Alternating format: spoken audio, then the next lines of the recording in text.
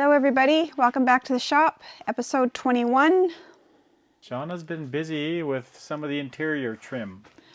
So I cleaned a few of these pieces off with the... What piece is that? It's a piece of trim for the front of the car. Inside. What did you call it? It's got a texture to it, hey? Yeah. So how did you clean it? With a bead blaster. Okay. So all these little wee pieces. These ones yet to come. This one I've been painstakingly hand painting this back. You can see this is original and this is the color I had mixed up. And I shined up some chrome. Came out lovely. How did you shine it up? I just used a quadruple zero still wool. And that's me. This is what I'm up to over on the bench. Gonna give the rocker arms a clean, and then I'm just taking a wire brush to the heads just to get some of the orange paint off. I mean, it's gonna be red, so not a huge difference. We're just trying to prep them for paint. But anyway, both heads are assembled. Fresh valve cleanup, and they should work excellent. Well, back in the shop again. It's been a few days since the first couple sections of the video because life got in the way and we got busy. Anyway, we got a bit of problem with the block here. I'll show you. Well, actually, not the block, rings. I had a problem with the ring compressor the other day. The bottom spring wasn't gripping the ring as tight as it should have, and I don't know if you can see that. Maybe against the white, it bent one of the oil rings, and of course if you put that in there like this into the bore, there's a big gap all the way through here, so obviously it's pretty much done. I was trying to find out what to do, thinking maybe we'll just get a used one of these somewhere and just stick it in because all the other rings are used, but 413s aren't easy to come by. And then I was thinking, since these were an aftermarket piston, looks like a Speed Pro, I was thinking maybe they had the narrower ring. But anyway, I took a ring out of another piston, a 3D3, and just fit it in there for groove. And it looks like these pistons have just a standard ring in them. So I think what we're going to do is we're going to order a whole new set of rings for this and pop these pistons out and put new rings on, put it back together. I think that's probably going to be the best course of action.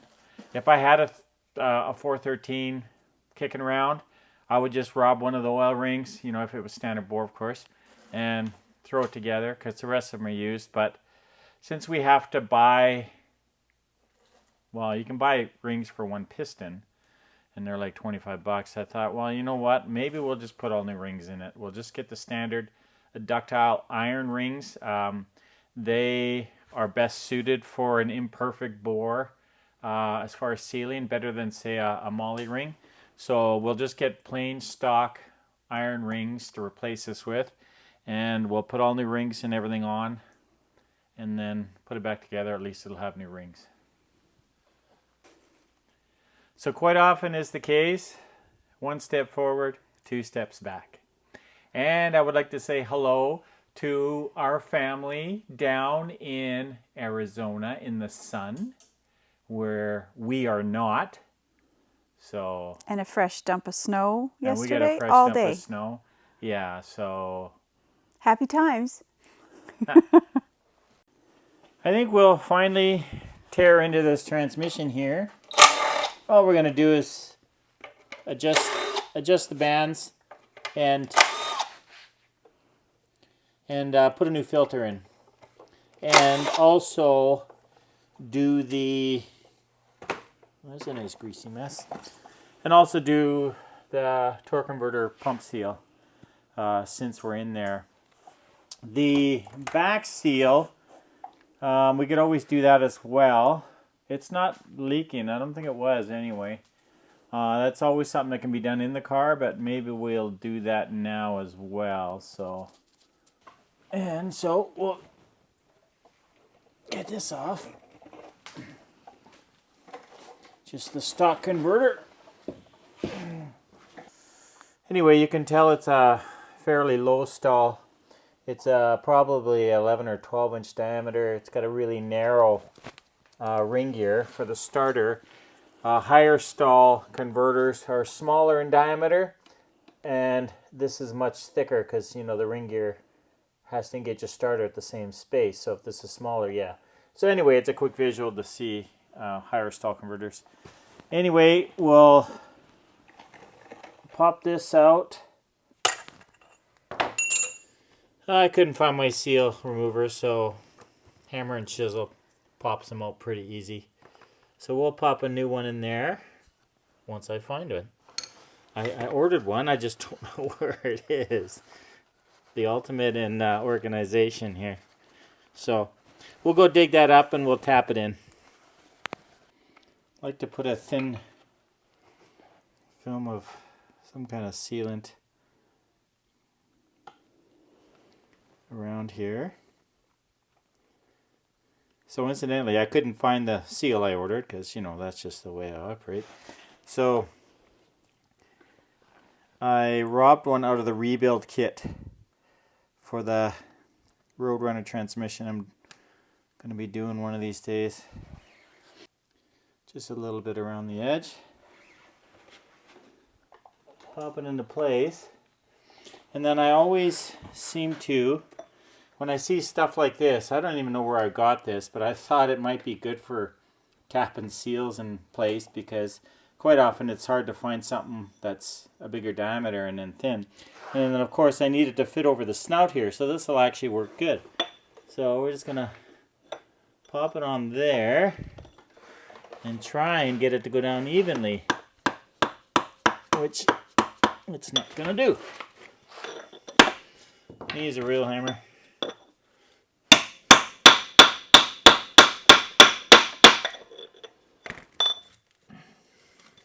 Just a couple more taps and she's good.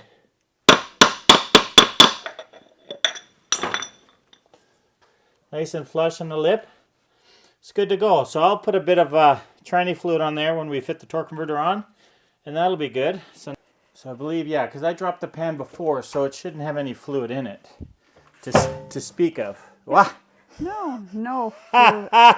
No fluid at all. Well, that'll be just the accumulation because of it dripping down, because I've had the pan out before, but I guess there's a lot of oil, you know, in all the nooks and crannies. It's all good. It's on cardboard. Yeah, no, it's all fine there. When we were in here last time, you can see here, there's a bunch of, it's really quite dark. That's, you know, pretty much clutch material doing that. A couple little bits here and there, but there's no, you know, huge chunks or anything that's obviously devastating or, you know, catastrophic would be a better word.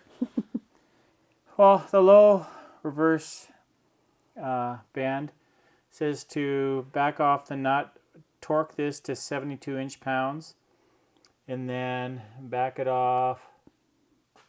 I gotta look. I'll look in the book again. It was either 3 turns or 2 turns. One is 2, one is 3. The other one's under there. So I'm going to mark this so when we're backing it off, we can kind of count the rotations easier that way. So make sure these are nice and clean. The lock nut here is 11/16, and it's pretty hard. I will grab this hammer. Let's give it a tap.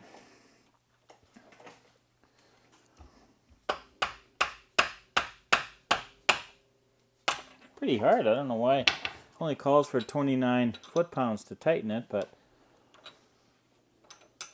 maybe the wrench was sticking on there. think I'll grab a socket to loosen that. I'll be right back. Well, it's easier to get a socket in there as opposed to the wrench, so I just loosen it off. Back off this nut. And a bit of dirt on there or something. Oh no, the wrench was trying to round off the nut. Okay, and then I've got a inch-pound torque wrench.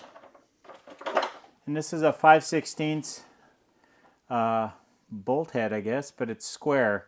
I always keep this in the case here because I only bought this generally to do these adjustments. So I'll get it on tighten. Oh, look at that. Oh, that's what this is for. Need to put the socket adapter in there since this is 1/4 inch drive. So just going to tighten this down to 72 inch-pounds. And I got to see the spec for backing it off because I just read it, but you know, can't remember such things. So 72 inch-pounds, and then just make sure that lock nut doesn't bottom out and give us a false reading. Oh, there we go. Okay, so that's 72 inch-pounds. Now I'll put a wrench on this, and we're going to count the rotations. We'll go look that up again. I'll be right back. Okay, so it's 3 turns. So this is torqued all the way down. We're going to back it off 3 turns.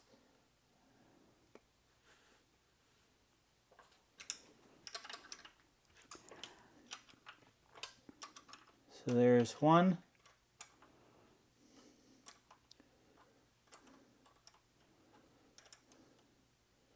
2. I always second guess myself, thinking I did, miscount or something. Okay, so there's 3. So try and hold this.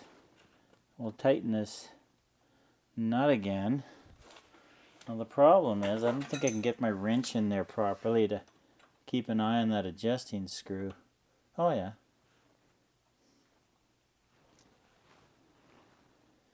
So, yeah, see, it wants to turn, so I gotta hold it with the wrench here.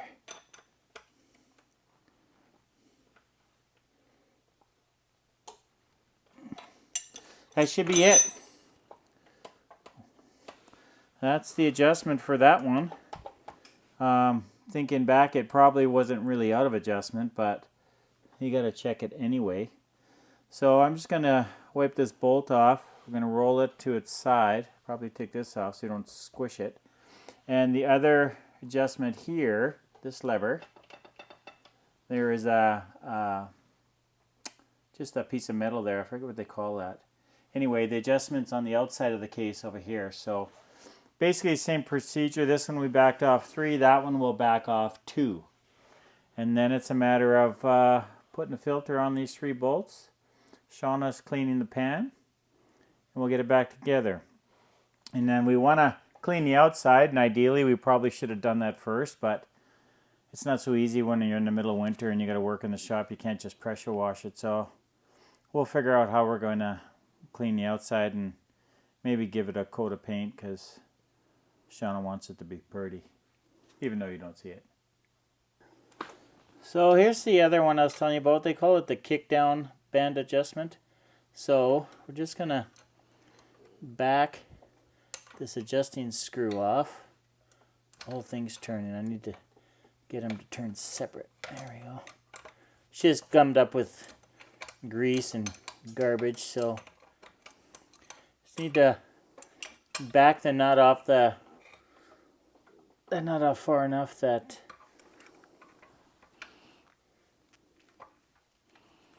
I can't do that with my fingers, so I'll still have to. That's better. A bit of light.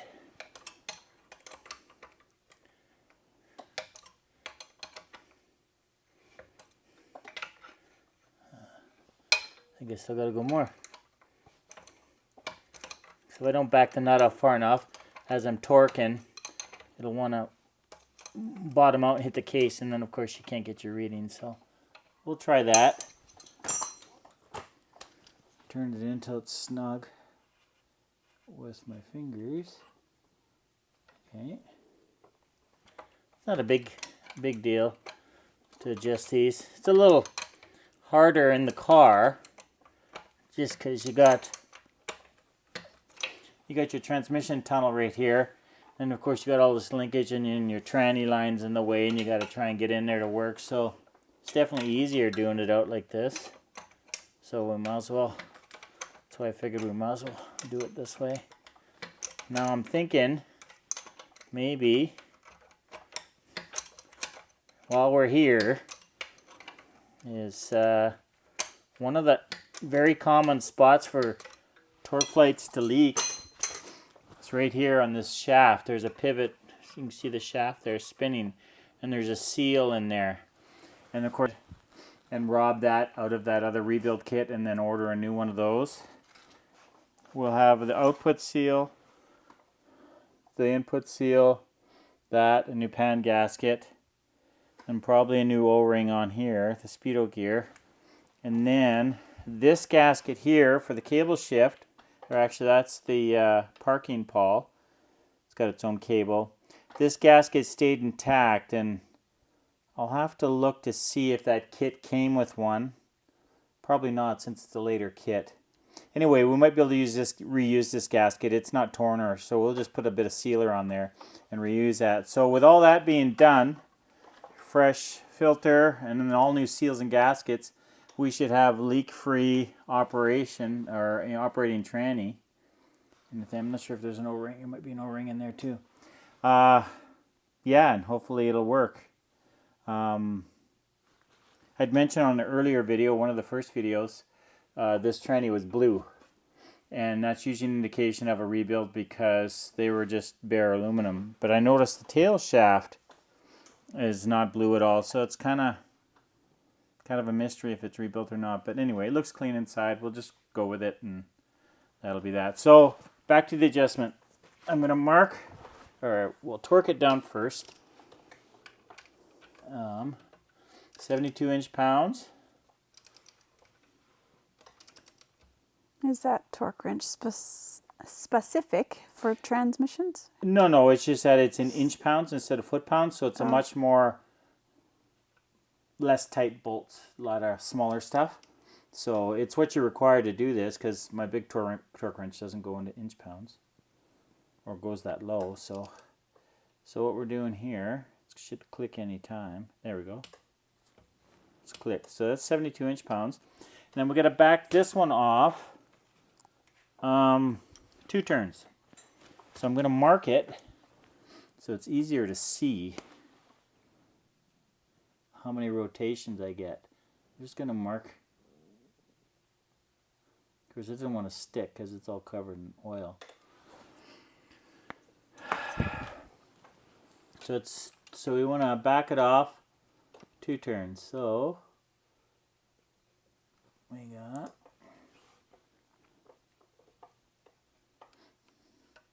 what was that again? Oh shit. Okay.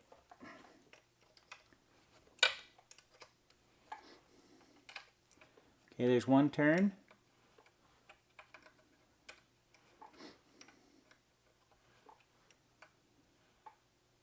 Two turns right there. So maybe I can cinch it down with a wrench. That way I can keep an eye on the center one here, so it doesn't spin with the nut, because that's what it wants to do. If you didn't do that, it would just turn the whole thing. So you got to hold it.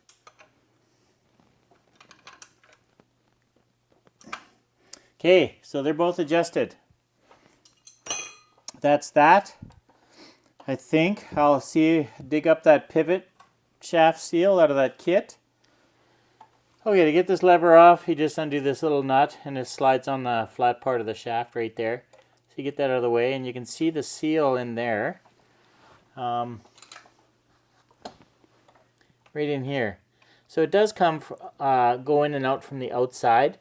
So I was looking in, It doesn't appear that I would tap it out from the inside. So anyway, I can leave the valve body in, don't have to mess with that. So I just got to use a pick and get that out.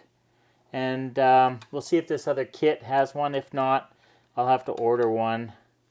So I got to order the rings and other stuff anyway. So I'll pick that out and see if we can replace that. But like I said, that is a major source of leakage on 727s, especially, you know, with miles on them and stuff. So we'll seal it up the best we can so Mama doesn't leave a trail in the whale.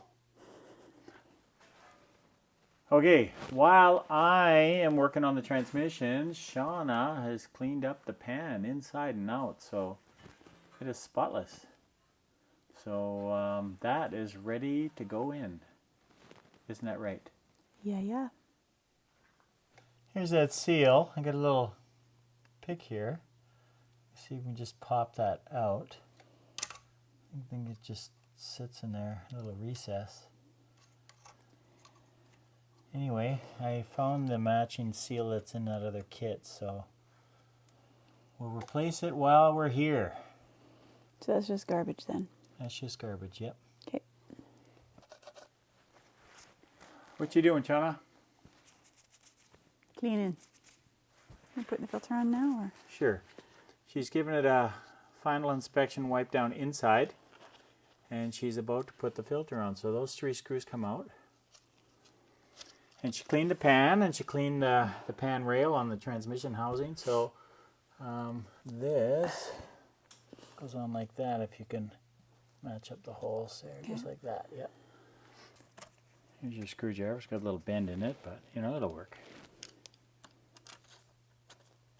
And then we'll just snug those up. And then we'll line up the pan gasket. Just snug. It doesn't have to be tight? Yeah. Or? Okay, give them a bit more.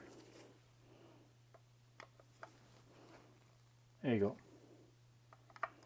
You don't want to do it too much because you're going into aluminum, but you want them snug. You don't want the filter to fall off. Okay, so grab your gasket there. Like I said, we're doing a little backwards. Normally you should have the tranny clean first, but we just kind of dug into it and we'll Right by the seat of our pants. Yeah, and then we'll seal it up with a new gasket and pan, and then we'll probably plug up some of the other holes, like maybe put the dipstick in with a new O-ring, put the speedo in, just to seal everything up, and then we'll go to town on the outside of the case and degrease it and make it pretty. Here she be. So you'll see the, yeah, just like that. You can see it sticks out. Yep, just like that. We'll get that nice clean pan on there and try and keep that gasket from moving all over the place. Hardy har har. Yeah. Maybe put a couple bolts in here and there, and then we'll clean the rest and then install them all. Now the fun part of lining up the gasket with all the holes. So get a couple bolts, one on each corner roughly.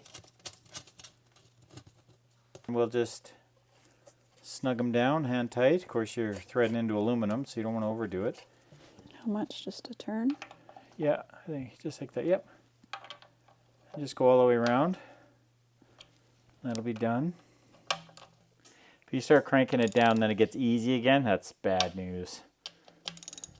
If it gets tight and then easy. Oh, like that? Yeah, yeah. Then we'll probably have to get the Healy coils out. Go buy the right size and then do all that. I mean, that's not a big deal, but it's just another...